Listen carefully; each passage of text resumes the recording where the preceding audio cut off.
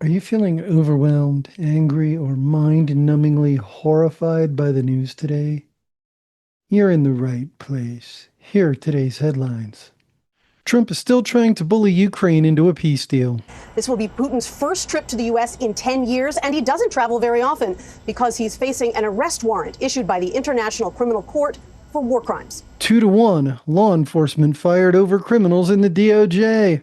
The New York Times reports Martin said there was no better person to serve on the weaponization task force than someone who had experienced the federal government being weaponized against him. No, it's not 1938 Berlin, it's 2025, Washington, D.C. And they're standing there and people are spitting in their face and they're not allowed to do anything. But now they are allowed to do whatever the hell they want. The first ever attempt to gerrymander the entire country. If you take a look at Article 1 of the Constitution, Congress is given the final authority over the census, not the President of the United States. Why stop with silencing the Democrats? Let's silence the historians too. The White House is ordering a wide-ranging review of the Smithsonian museums and exhibitions ahead of the country's 250th birthday to align its content with President Donald Trump's interpretation of American history. We'll start with the first story right after I give you 30 seconds to click the thumbs up button. Roll the intro.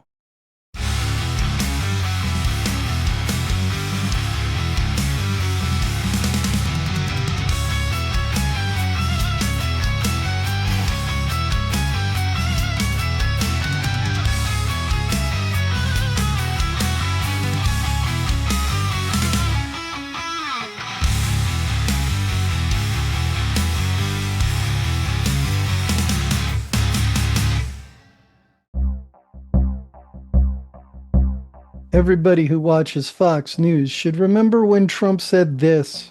I would tell Putin, gotta settle. I would tell Zelensky, you gotta settle. I would get a settlement in 24 hours. It's been over 4,848 hours since Trump took office, and the war still rages despite his best efforts. Do you remember when Trump hosted Zelensky on February 28th, 2025? They gave a lot, but they gave much less. No. Much less. No. No. Don't argue with it. Why? Sorry. In this country's office, and you refuse to wear a suit. Just want to see if you own a suit. Yeah, you have problems. A lot of Americans have problems with you not Really? respecting I don't have the office. such. I will wear a costume after this war will finish. You remember, Trump spent months talking about how Ukraine had to pay for armaments. Then this happened. And we have something that is a very fair deal. And we look forward to getting in and digging and working and getting some of the rare earth.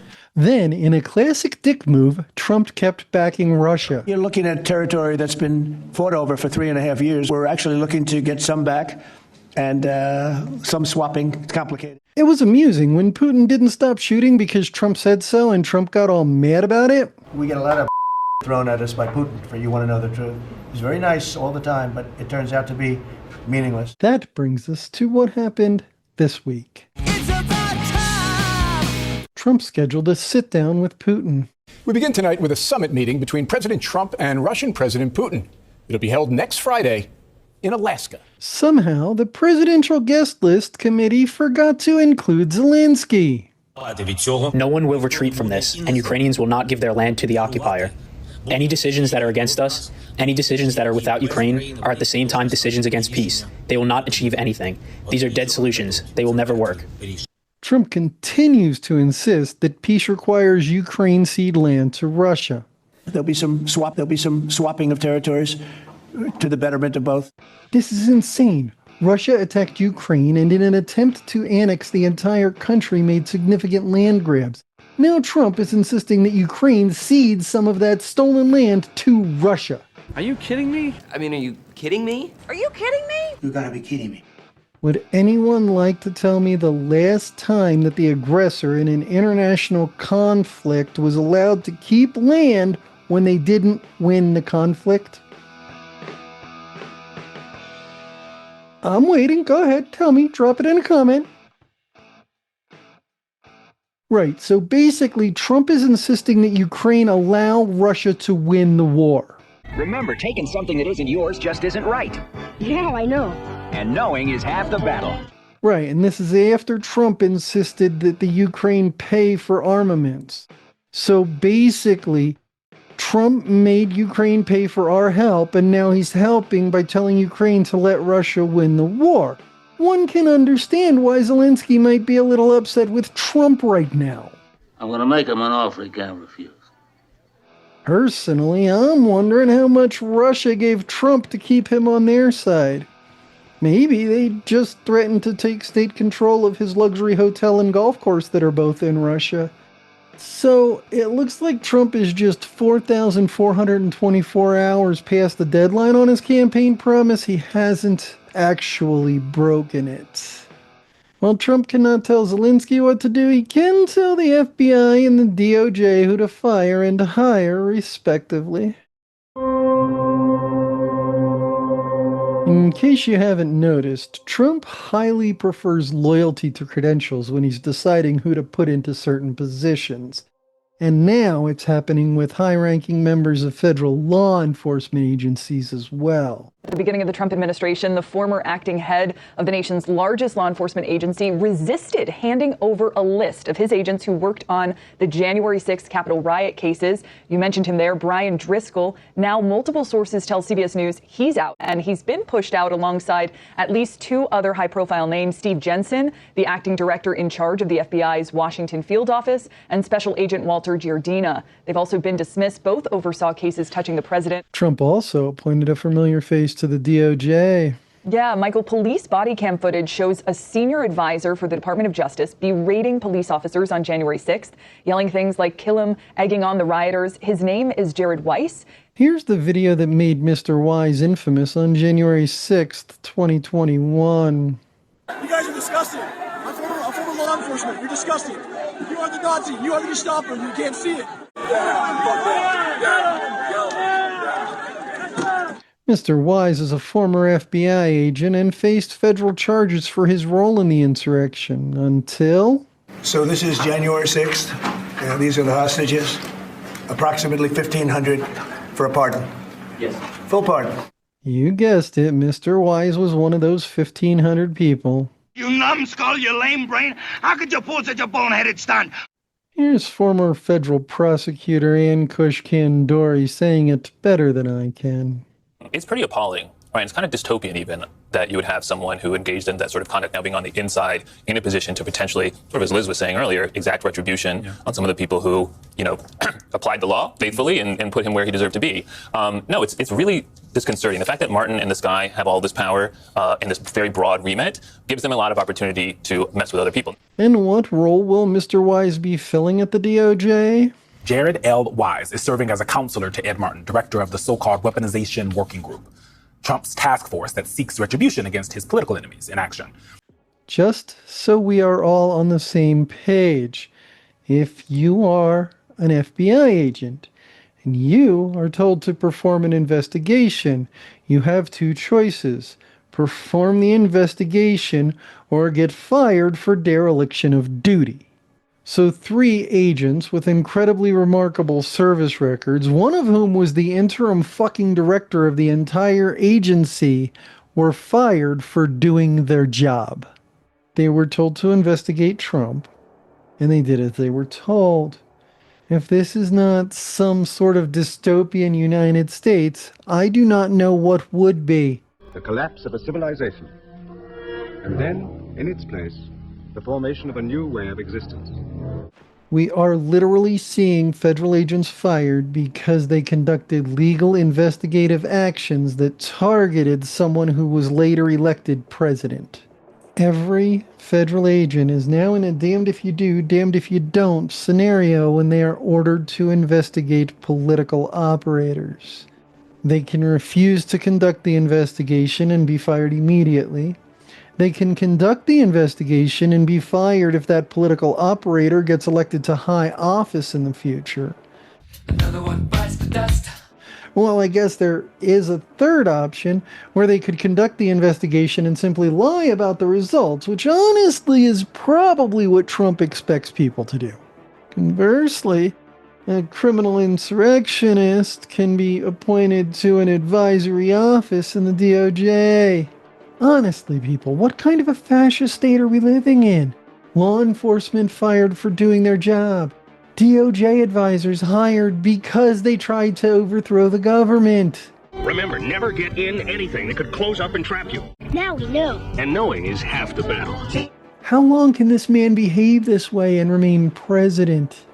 Do our duly elected senators have any limits on what they will let this man get away with? We have reached the point where a degree in criminology disqualifies you from a job in federal law enforcement, but a rap sheet is a prerequisite. Well, that's how a rigged system works. What will it take for this man's base to turn on him at this point? People Trump cannot tell what to do? Zelensky.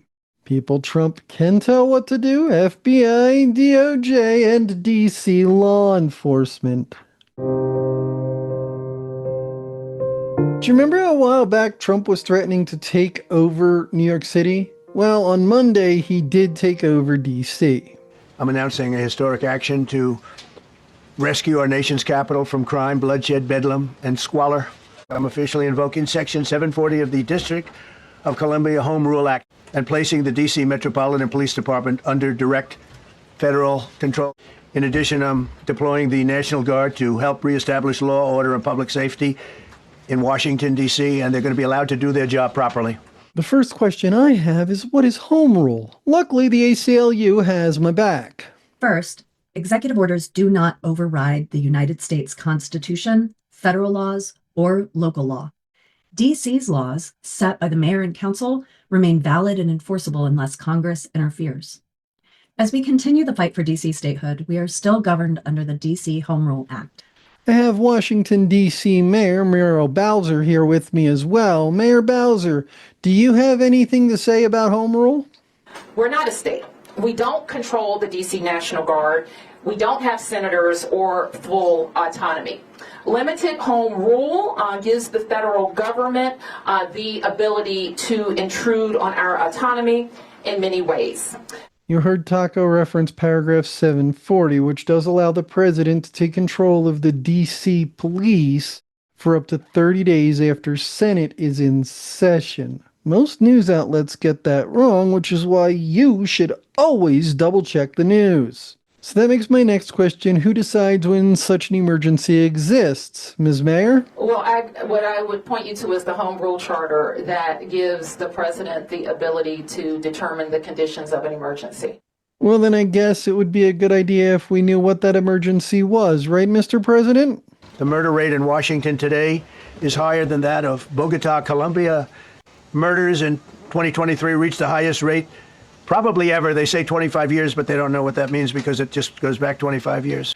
Ms. Mayor, how could you let crime get so out of control in your city? And we're at a 30-year violent crime low. We're not satisfied. We haven't taken our foot off the gas, and we continue to look for ways to make our city safer. Mr. President, it seems that Mayor Bowser disagrees with you about crime rates. Would you care to respond? The number of car thefts has doubled over the past 5 years, and the number of carjackings has more than tripled. Mayor Bowser, I'm seeing a disconnect between you and the president about this. Have the two of you spoken about this before? We went over the crime trends. We went over how we're seeing decreases. So the president is read in on our efforts. Mr. President, I'm told that violent crime rates are lower now than they were in 2019, and you didn't enact Home Rule Paragraph 740 at that point, so why not? In 2022, nearly 70% of criminals arrested in Washington went unprosecuted. Mayor Bowser, why has so much of your violent crime gone unprosecuted? And we will work with the federal government to do the things that they should do for our city, including making sure that we have the judges that we need. Remember back at the beginning when we learned that all of DC's laws are still in effect, including the police accountability law? Mr. President, earlier you said that police could do their job properly. What exactly did you mean by that? And they're standing there and people are spitting in their face and they're not allowed to do anything. But now they are allowed to do whatever the hell they want. Mayor Bowser, would you like to respond to the president? Everybody should follow the law, the police and the community. And that's the case now. It was the case last week, and it was the case the week before that. So nothing has changed about that. It looks like listening to the officials talk about this has only brought up more questions, like what is actually going on with the crime rates in DC. Here is a chart of homicide rates in DC from 2004 through 2023, which it appears is the chart Taco is looking at. However, this is the current graph that also includes 2024 and the beginning of 2025. As you can see, homicide rates in the city are on a significant decline. It also appears that Trump was just completely wrong about that 25-year thing, since this goes back 65 years. My other question, is there a judge shortage in D.C.? A growing backlog of judicial vacancies at D.C. Superior Court has nominees waiting months and sometimes years for confirmation. Courtroom after courtroom is empty.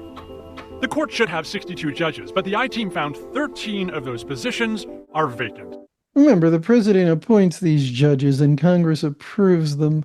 Mr. President, it appears that actually appointing judges to these vacant positions would do more to address crime in D.C. than enacting a police state will. Could you tell us the real reason that you're enacting a police state in our nation's capital, please?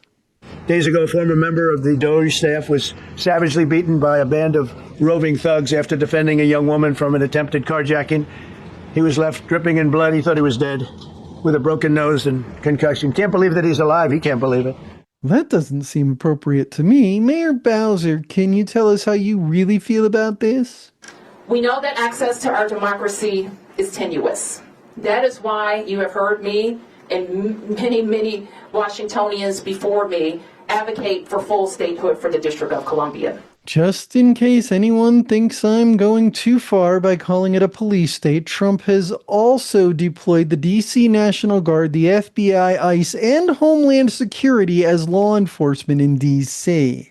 The picture being faded to is because someone at the news studio learned how to do a J-cut. On that note, this happened too. It comes as the man accused of throwing a Subway sandwich at a federal officer is now facing felony charges. Attorney General Pam Bondi posting that the suspect worked at the Department of Justice and has now been fired and is, quote, an example of the deep state. What more are we learning about this sandwich thrower? So his name is Sean Charles Dunn. Apparently he worked at the Department of Justice before being fired in the past couple of days. At MPD, he admitted to throwing the sandwich, saying, quote, I did it. I threw the sandwich. You know, I think that maybe Trump supporters might be right. There are absolutely no parallels between modern-day United States and late 1930s Germany. I mean, it's not like we have jackbooted military personnel taking people into custody without due process or anything like that.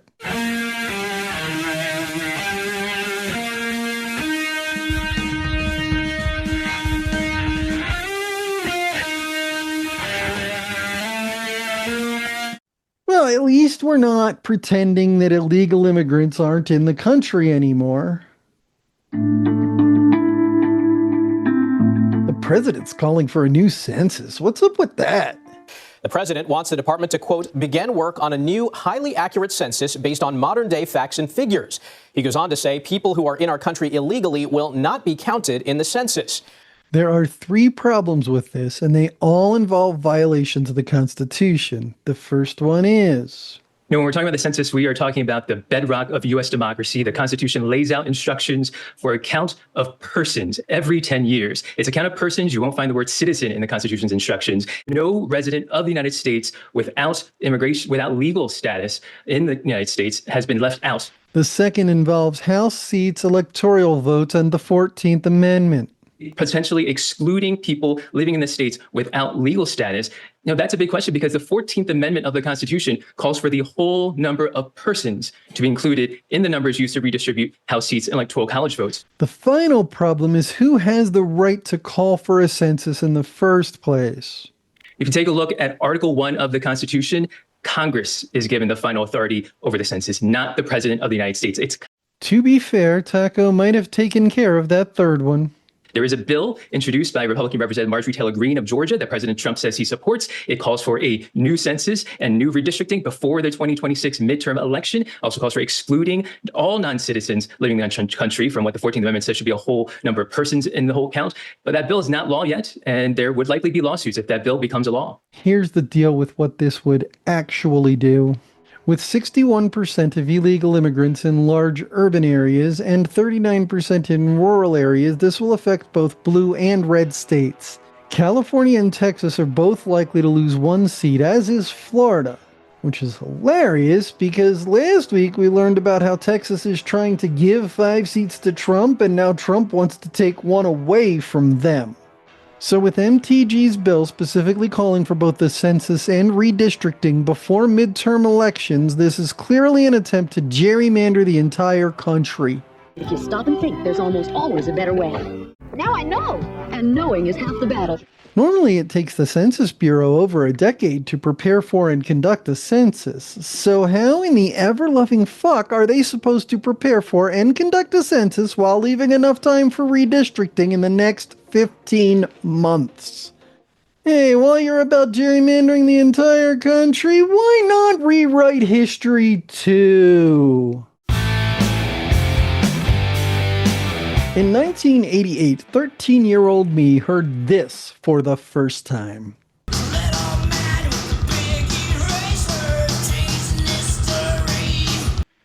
In 2025, 50-year-old me watched Trump do this. The White House is ordering a wide-ranging review of the Smithsonian museums and exhibitions ahead of the country's 250th birthday to align its content with President Donald Trump's interpretation of American history. Civil rights leaders have criticized the administration's particular focus on the National Museum of African American History and Culture as efforts to minimize Black Americans' contributions to the country. I just can't with this guy. Hey Trump, do you remember your buddy Al Gore? Well, you know how he had a wife named Tipper? Do you remember back in the 1980s when she was trying to censor music with the Parents Music Resource Center, or PMRC? That is what Dave was talking about, not the president.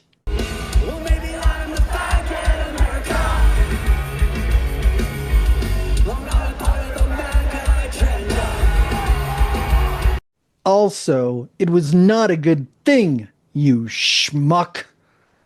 Alright, let's wrap this shit show up. Honestly, where the hell am I?